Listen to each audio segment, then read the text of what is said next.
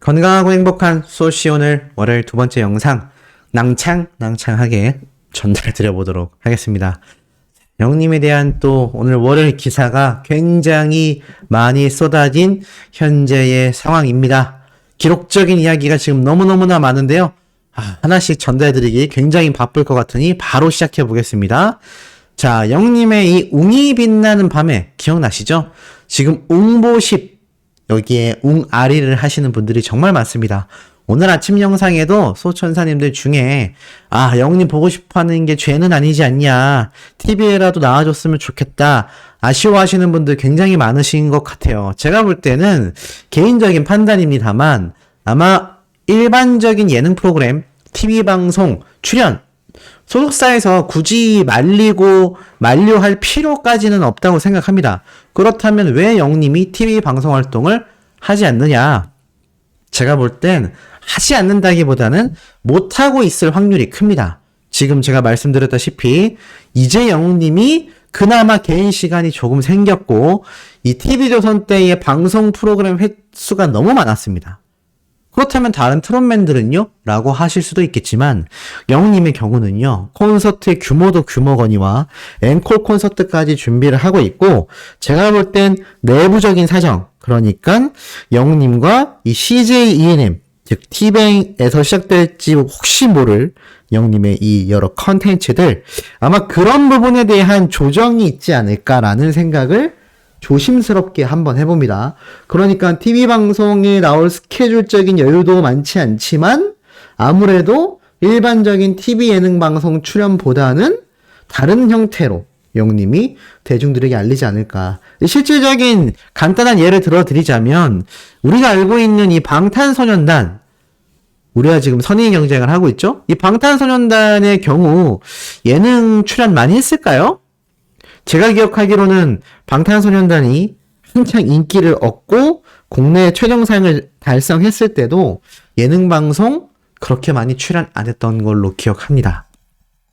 그리고 과감히 세계 진출을 했죠. 그러니까 국내 방송사의 모습을 많이 드러내어서 이미지가 소모가 되고 예능방송인으로 이렇게 자리매김하기보다는 아티스트로서 세계 진출을 했습니다. 제가 볼 땐 영님과 소속사 분명히 그런 목표점이 클 것이라 생각되고요. 나아가서 이제 대세는 TV방송이 아니라 티빙과 같은 온라인 플랫폼입니다. 이 웅이 빛나는 밤의 경우에만 봐도요, 100만 돌파이지 않습니까? 이거 시청률로 환산하면 얼마나 많은 사람들이 봤다는 얘기일까요? 유튜브와 OTT 서비스를 이용하는 이용자 숫자가요, TV방송보다 압도적으로 높습니다. 못해도 70% 이상일 거라 생각이 드는데, 지금 이런 상황 속에 굳이 예능방송에 출연을 한다? 별로 현명한 선택이 아닐 수 있죠. 이렇게 영리하고 지혜로운 판단과 더불어서 세계 진출 또는 아티스트로서의 글로벌 성장을 위한 도약, CJ ENM의 TV인과 같은 최신 트렌드에 맞는 플랫폼을 통한 방송, 이러한 것들을 고려했을 때 지금 영님이 방송 출연이 조금 더딜 수 있다. 그래서 이 웅이 빛나는 밤에와 같은 라디오 유튜브라도 많이 해줬으면 좋겠다라는 분들의 바람이 많은데, 조만간 앵콜 콘서트 시기에 맞물려서 좀 신나는 소식이 있지 않을까라는 생각도 해봅니다. 자, 더불어서 영님의 이 사랑한 내 도망가, 얼마 전에도 방송 프로그램에 이 노래가 흘러나와서 배우분들이 떼창했다라고 제가 소개를 해드리기도 했었죠. 자, 이 사랑은 늘 도망가가요, 정말 대기록을 세우고 있습니다. 전체 도합 조회수가 7천만 뷰가 돌파가 됐는데요. 제가 1억 뷰 가겠습니다라고 했을 때가 4천만 뷰 돌파 때쯤이었던 것 같거든요. 근데 벌써 7천만입니다. 그게 몇 달 되지 않았어요. 그러니까 올해 안에라도 또는 내년 초에라도 이 전체 조회수가 1억 뷰를 달성할 확률이 매우 높지 않나라는 생각이 듭니다. 10월 16일 기준으로 이 정도의 지금 조회수를 달성했으니 이게 얼마나 굉장한 조회수일까요? 그리고 서울 드라마 어워즈와 2022 에이판 스타 어워즈에서 사랑은 늘 도망가로 각각 OST상 수상했기 때문에 OST 킹의 면모를 빛냈다라며 이 언론사에서도 극찬을 하고 있습니다. 이런 영님의 기록이 쌓이다 보니 이런 투표 결과로까지도 이어지죠. 역시 임영웅 트롯픽 위클리 남자 부문 1위. 우리 영웅님과 어울리는 단어들이죠. 압도적, 싹쓸이, 원탑, 1위. 자, 역시나 마찬가지입니다. 가수 임영웅이 트로픽 위클리 투표 남성 가수 부문 1위에 올랐다라고 되어 있고요. 특히나 남성 가수 부문에서 영웅님이 112만 980포인트. 와, 정말 굉장합니다. 이 10만, 20만도 굉장한데 100만이 넘는다니 상상도 할 수 없는 단위가 아닌가 싶습니다. 그러면서 영웅님이 압도적 1위를 기록했다라고 나타나져 있습니다. 이런 영웅님의 압도적 기록들, 압도적 영향력이 막강히 행사되다 보니까 이런 기사도 올라오죠. 이 불타는 트롯맨 심사위원 라인업이 공개됐는데 이 가타부터 제가 말씀드리지는 않겠습니다. 굳이 본방사수 해야 된다라는 주의가 아니기 때문이죠. 그런데 어떤 말이 있느냐? 여기에 나온 이 심사위원들을 소개하는 멘트를 좀 볼 필요가 있어요. 지금 보니까 주현미 역시 임영웅이 부른 울면서 후회하네로 거물의 존재감을 각인시켰다. 이게 무슨 말일까요? 그러니까 이 심사위원으로 등장한 분들이 무대를 갖는 것 같습니다. 근데 여기에 주현미 님이 영님이 부른 울면서 후회하네, 그리고 다른 트롯맨의 노래를 부르며 존재감을 각인시켰다 라고 이야기를 하고 있어요. 근데 참 재밌는 게 이게 노래 무대를 가진 건지 아니면 이 오디션 프로그램에 있어서 이렇게 심사위원들의 노래를 불렀던 트롯맨들을 소개하는 것인지 명확하진 않습니다만 지금 읽어보니 아무래도 이 영웅님과 트롯맨들의 노래를 부른 영향력 자체가 이 심사위원으로 등장하는 분들, 특히 주현미 님도 이런 영향력을 주었다.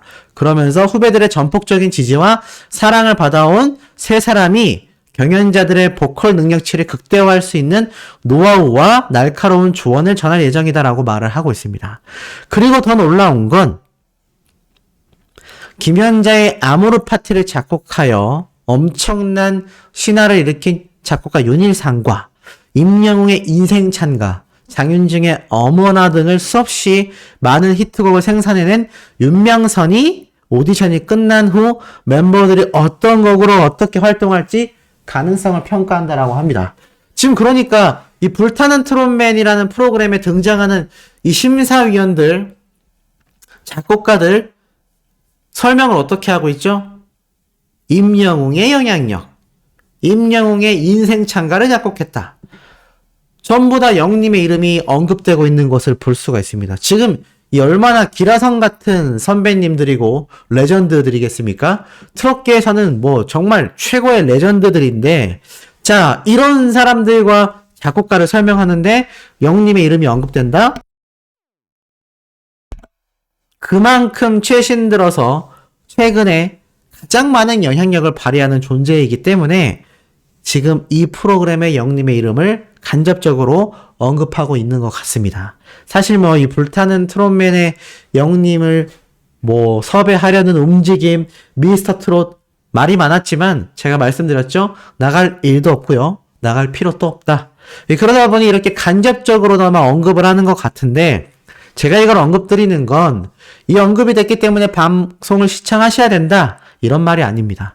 그만큼 출연하지도 않는 당사자를 간접적으로 언급하여 자신들 프로그램의 심사위원과 이런 오디션 제작진이 굉장히 쟁쟁한 사람들이 있다라는 걸 표현하는 데 있어서 영웅님의 이름을 언급한다라는 것 자체가 지금 이 엄청난 레전드들과 자타공인 업계 최고의 전문가들을 설명하는데 영웅님의 영향력이 얼마나 막강한지 눈에 보이시지 않나요?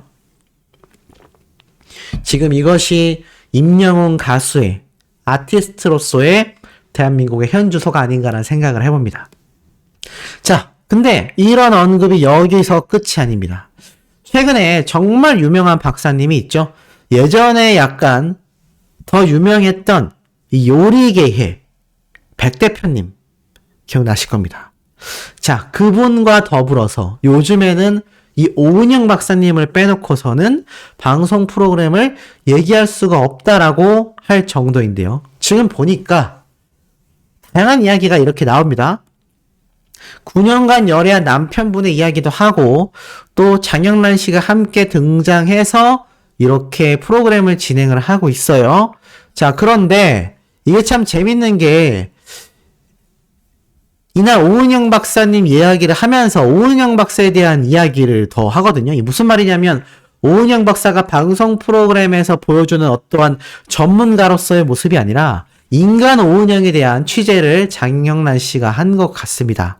그래서 이 오은영의 버킷리스트라고 하는데 이 장영란 씨가 함께 이 오은영 박사와 함께 식사를 하면서 이야기를 하는데 뭐 유튜브 활동도 이야기를 하다가 정말 재밌는 말이 나와요. 밸런스 게임이 나옵니다. 누가 좋냐를 결정하는 게 밸런스 게임이죠. 이상형 월드컵이랑 조금 비슷합니다.